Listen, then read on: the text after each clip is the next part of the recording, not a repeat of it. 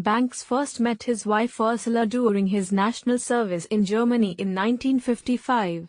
He separated from Ursula during his time in America, but the couple reunited when Banks returned to England.Banks' nephew is Nick.Banks, drummer of the band Pulp.Shortly. After his retirement, Banks was surprised by Eamonn Andrews for an episode of This Is Your Life.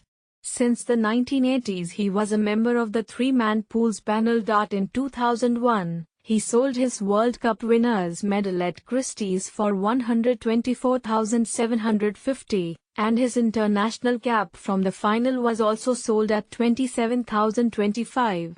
Banks was an inaugural inductee to the English Football Hall of Fame in 2002.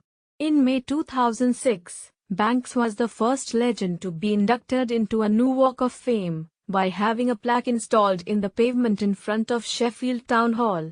In July 2008, Pell unveiled a statue of Banks making his famous 1970 World Cup save outside the Britannia Stadium. Pell became a good friend of Banks, and following his death the Brazilian described Banks as a goalkeeper with magic. In 1980 Banks published his first autobiography, Banks of England.